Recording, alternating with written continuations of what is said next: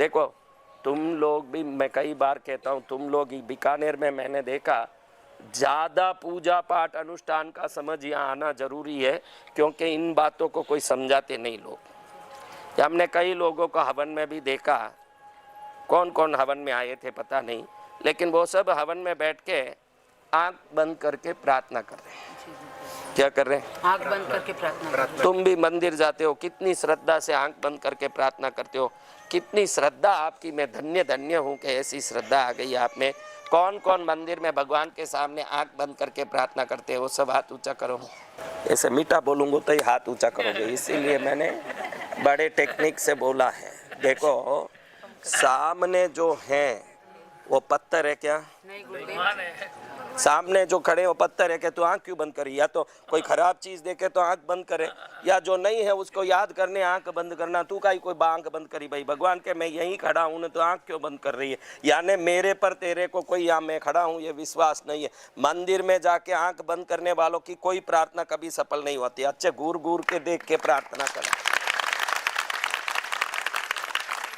लेकिन हर आदमी यही करे, आंख बंद कर दें, वहां जाके ये प्रभु रक्षा करना, ये भगवान करना मेरा। ओके मैं तो हूँ ही रे भाई, तो आंख बंद करके काम जो नहीं है वहाँ कहाँ ढूंढ रहा है? यहीं सामने ही खड़ा हूँ।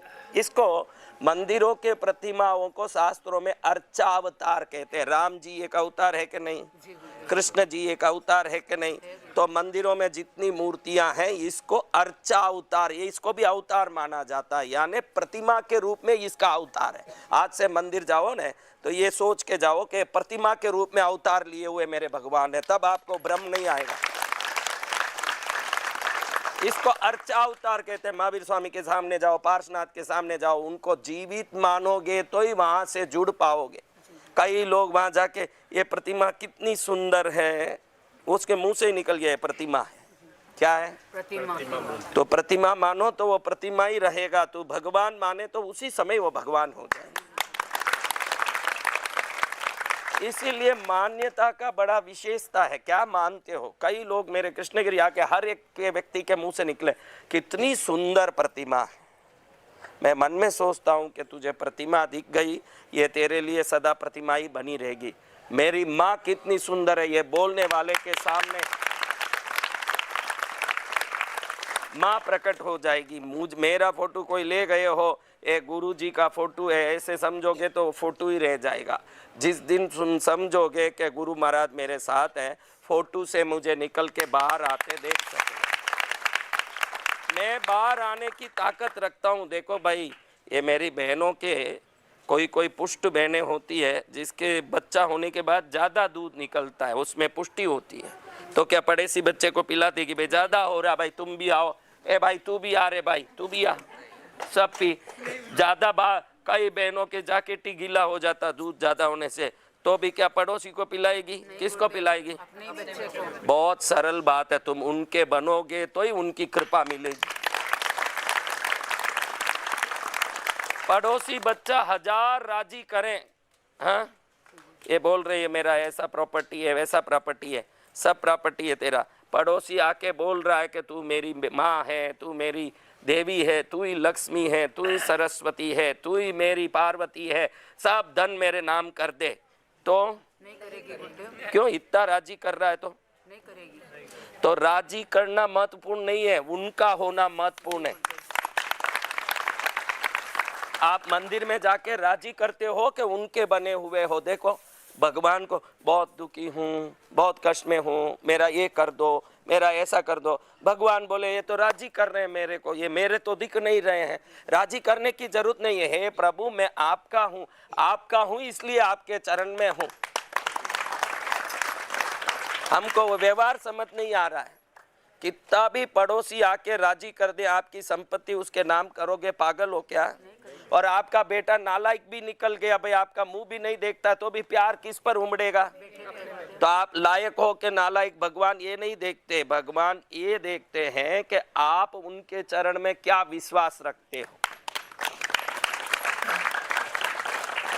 विश्वास रखोगे सब होगा। मेरे प्रभु है, मेरा कल्याण करेंगे, आपत्ति में सुख दुख में मैं तो आपको सबको बोलता हूँ भगवान मेरे साथ है। बोलो भगवान मेरे साथ है, भगवान मेरे साथ है, भगवान मेरे साथ है। इस दुनिया का सबसे जादुई मंत्र मेरे अनुभव में यही है, इससे बढ़िया मंत्र नहीं है।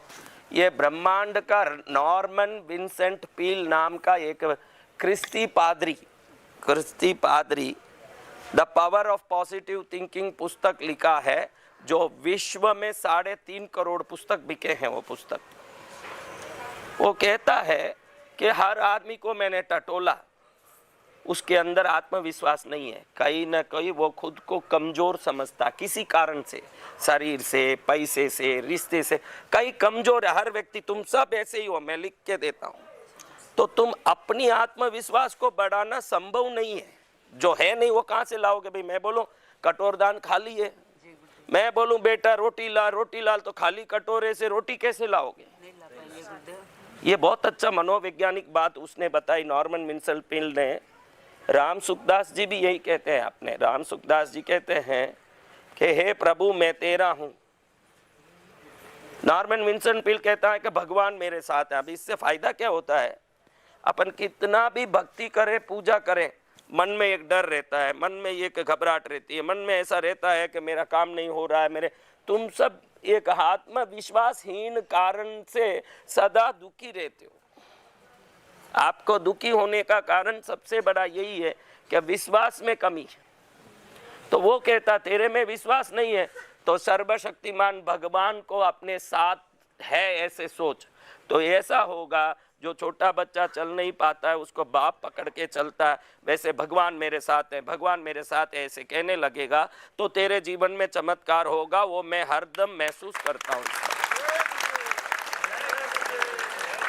क्या बोलना, भगवान मेरे साथ है। भगवान की पूजा करना अलग है। देखो मंदिर है आप सबके घर में, उसमें दिया धूप पुष्प सब चढ़ाते हो, लेकिन क्या लगता है भगवान मंदिर में है और मैं अब रसोई रूम में हूँ, भगवान मंदिर में है मैं बाथरूम में हूँ, भगवान मंदिर में है मैं शॉपिंग करने गई हूँ, भगवान मंदिर में है मैं वॉकिंग करने गई हूँ, भगवान मंदिर में है मैं भोजन कर रही हूँ। अरे भगवान वहाँ रहेंगे न, तू यहाँ रहेगी तो उनकी पूजा करके क्या फायदा। वो सर्वव्यापी है तो हरदम उनको तेरे साथ रहना चाहिए। तेरा कर्म भी उत्तम होगा। क्या होगा, डर भी मिट जाएगा। बड़े बड़े तकलीफें, ध्यान रखो, इधर एक कोई भी वृक्ष में है जो पत्ते गिन के बता सकते हो क्या मेरी बच्चियों? ये पत्ते, इस वृक्ष के पत्ते नहीं गिन सकते तो पूरे बीकानेर में कितने वृक्ष और कितने पत्ते बेटा? राजस्थान में कितने वृक्ष और कितने पत्ते? भारत में कितने वृक्ष और कितने पत्ते? एशिया में कितने वृक्ष और कितने पत्ते? पूरी पृथ्वी में कितने वृक्ष और कितने पत्ते? आकाश में कितने तारे? समुद्र में कितनी मछलियां? समुद्र किनारे रेत कितने कण? तो इतना सारा करने वाला तेरी चवन्नी का तकलीफ कहीं मिटा नहीं पाता। समझ नहीं आवे खोपड़ी में। उनके पास आप सबकी दुख दुविधाओं को मिटाने के लिए ईश्वरीय ज्ञान है। समझना, तू कर्ज में डूबा है, तेरी शादी नहीं हो रही है, तेरे बच्चे नहीं हो रहे हैं, तुझे परेशानी आ रही है, तो विश्वास जिस पर आ जाता है उससे जादुई चीजें उसके जीवन में घटती है।